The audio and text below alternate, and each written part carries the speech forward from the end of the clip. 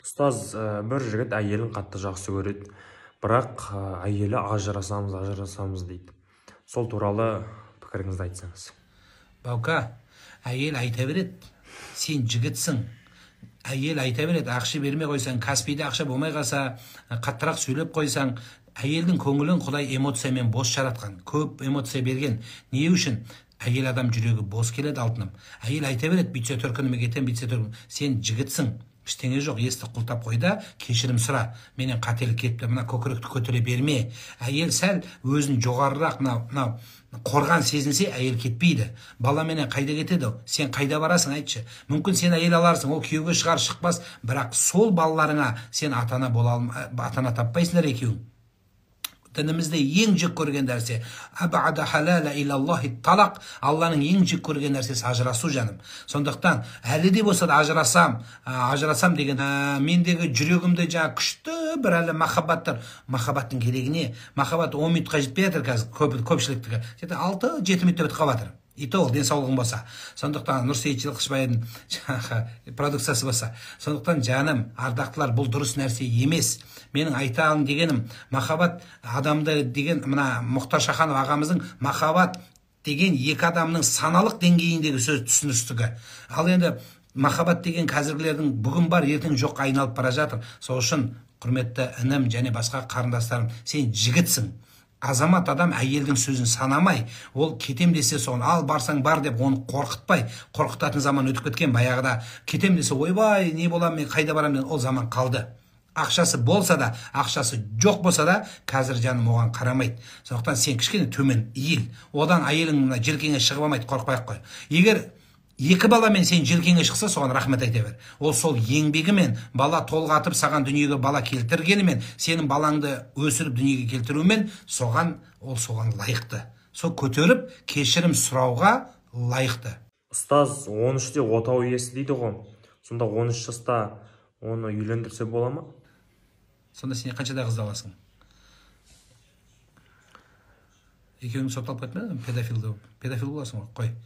Жақсы сөз, жаным ырыс, жаным. 13-те, қазіргі 13-тегі балалар үйлене алмайды. Қазіргі балалар 13-тегілер үйлене алмайды. Ол жай сөз.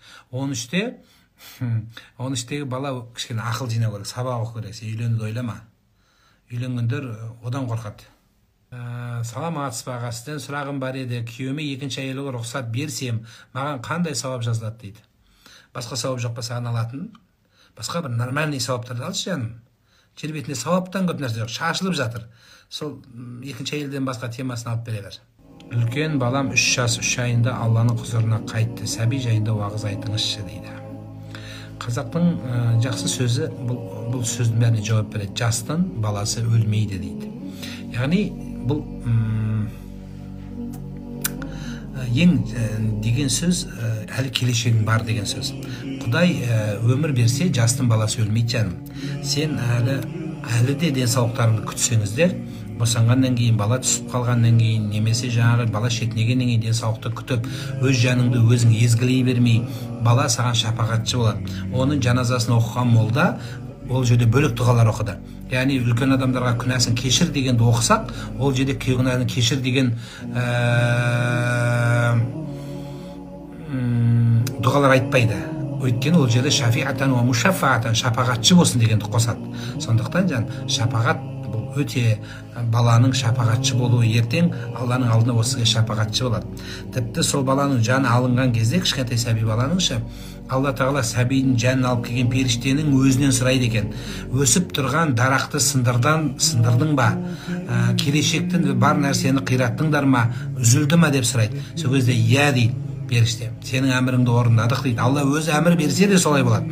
Сол кезде әке-шешесі не деп айтты дейді. Алла, сен өзің бердің.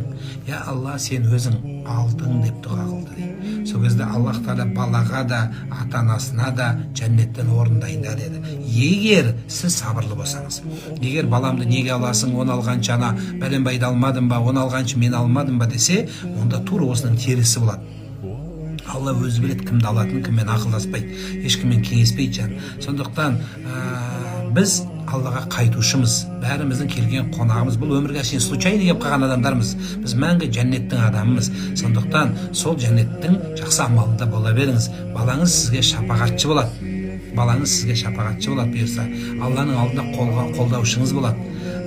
Күтіп алып сізді жәннетке қолыңыздан жәннеттеп алып кіреді. Жәннетке кір дегенде кірмеймін деп айтады. Неге десе, мен ата-анам кірмесе, мен кірмеймін деген сөз айтылады.